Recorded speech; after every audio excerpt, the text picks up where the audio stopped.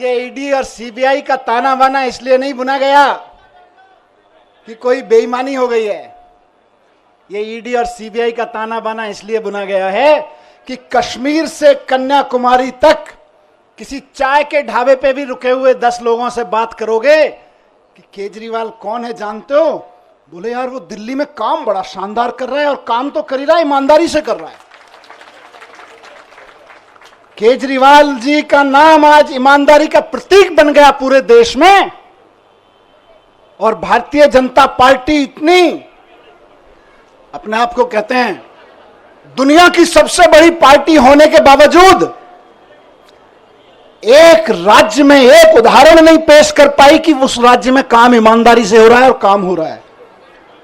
उस छवि को बिगाड़ने के लिए ये सारा षड्यंत्र, सारे कुचक्र रचे जा रहे हैं, उस अरविंद केजरीवाल जी की ईमानदारी की छवि को बिगाड़ने के लिए। लेकिन जनता जानती है, जनता के दिल के दरवाजे खुले हुए हैं। आप जेल के दरवाजे बंद कर सकते हो, लेकिन जनता के दिल के दरवाजे बंद नहीं कर सकते। जनता के दिलों में आज भी वही नारा गूंज रहा है पिछले 10 साल से। बताइए क्या? भ्रष्टाचार का एक ही काल, भ्रष्टाचार का एक ही काल। और जिनका जिक्र अभी संजय भाई ने किया कि इधर उधर जितने भ्रष्टाचारी थे सबको इकट्ठा करके भारतीय जनता पार्टी बना ली और भारतीय जनता पार्टी बड़ी पार्टी कर ली, उनको भी कहना चाहता हूं कि आपका काल अभी जेल में है, लेकिन ज्यादा दिन तक जेल में नहीं रख पाओगे, आपका काल बाहर आएगा।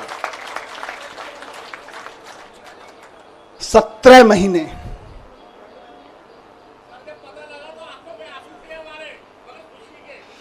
ये आंसुओं, इन आंसुओं ने मुझे ताकत दी है 17 महीने जेल में।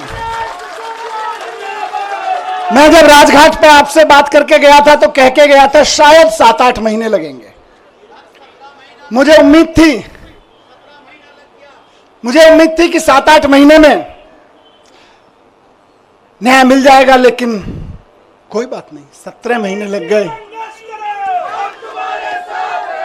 17 महीने लग गए, लेकिन जीत सच्चाई की हुई है, जीत ईमानदारी की हुई है।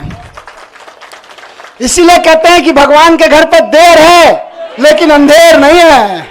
भगवान के घर पर देर हो सकती है लेकिन अंधेर नहीं हो सकती है।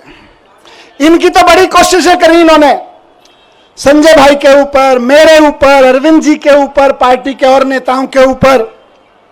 देश के सख्त से सख्त कानूनों की सख्त से सख्त धाराएं लगा के इनको बंद कर दो झूठे सच्चे केस में, और ऐसी ऐसी धाराएं लगा दो जो दुनिया भर में आतंकवादियों के ऊपर लगाई जाती हैं। ऐसी ऐसी कानूनों की धाराएं लगा दो जो दुनिया में ड्रग माफिया के ऊपर लगाई जाती हैं। ऐसी ऐसी धाराएं लगा के इन्होंने सोचा इनको जेल में बंद कर दो, तो जैसे आतंकवादी को जेल में डाल देते हैं तो सड़ता रहता है, जैसे ड्रग माफिया को जेल में डालते हैं तो दुनिया में सड़ता रहता है। इन्हें लगा अरविंद केजरीवाल, मनीष सिसोदिया और संजय सिंह को भी जेल में डालेंगे तो सड़ जाएंगे। लेकिन आपके आंसुओं की कीमत है ये, आपके आंसुओं की ताकत है ये कि जेल के ताले भी पिघल जाते हैं।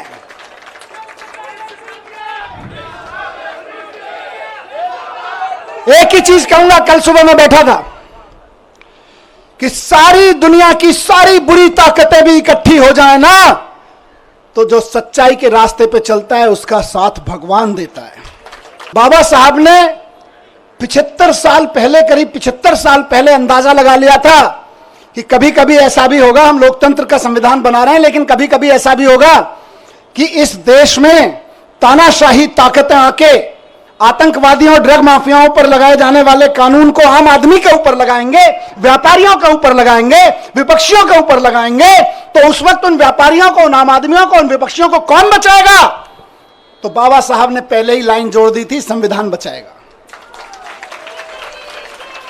यही भगवान की कृपा है।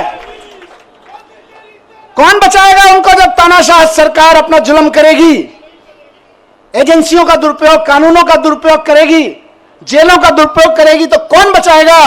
75 साल पहले उस महान शख्सियत ने लिख दिया था कि मैं ऐसा संविधान दे रहा हूं कि तुमको संविधान बचाएगा।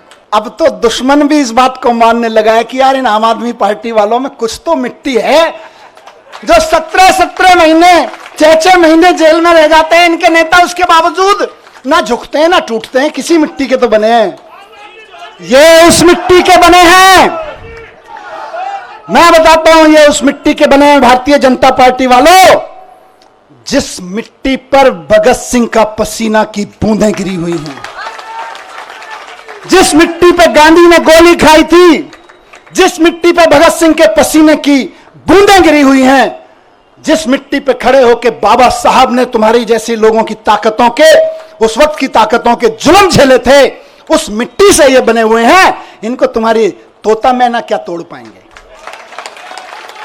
ये तुम्हारे सीबीआई और ईडी क्या तोड़ पाएंगे? इनको नहीं टूटे लोग। और मैं जेल में बैठा बैठा दुआएं करता रहा और सलाम करता रहा अपने एक एक साथी को कि यह है अरविंद केजरीवाल की मुट्ठी, यह है अरविंद केजरीवाल की फैमिली, यह है अरविंद केजरीवाल का कुनबा, जिसकी एक उंगली को भी हिम्मत से हिला नहीं पा रहे हो तुम लोग। वाह, फक्र था मुझे सब पे। आपने कहा ना कि आप आंसू बहाते थे बाहर, मैं कहता हूं मैं फक्र से सीना चौड़ा करके उस जेल की कोठरी में बैठा होता था अपने एक एक भाई पे के ऊपर और एक एक बहन के ऊपर। यह मेरी ताकत थी। जेल के अंधेरे, मैं कहूंगा कि जेल के अंधेरे में यह ताकत तो होती है कि वो तोड़ तो सकती है, लेकिन जिसके बाहर इतना प्यार, इतनी ताकत, इतना सम्मान। मैं कल से उतरा हूं। मुझे किसी ने बोला, मनीष जी 17 महीने बाद आ रहे हो, 2 दिन के लिए रेस्ट पे चले जाना। मैंने कहा यार, जेल के बाहर कदम रखने के बाद पहला हाथ जिस कार्यकर्ता ने पकड़ा था और रात को घर तक जो दूर खड़ा था केवल देख के गया है, वो उम्मीद लगा रहा है कि मेरा मनीष सिसोदिया, मेरा भाई बाहर आ गया है। और मैं कहूं नहीं, मैं तो छुट्टी जा रहा हूं यार। नहीं, खून पसीना बहाने के लिए बाहर आया हूं, छुट्टियां मनाने के लिए नहीं। एक एक दिन जो संजय भाई ने नारा दिया है कि इनकी जमानत जब्त कराएंगे, आज से और अभी से लग रहे हैं। और बीजेपी वालों, ढूंढते रह जाओगे कहां गई वोटें, कहां गई वोटें। आज से लगना है सबको।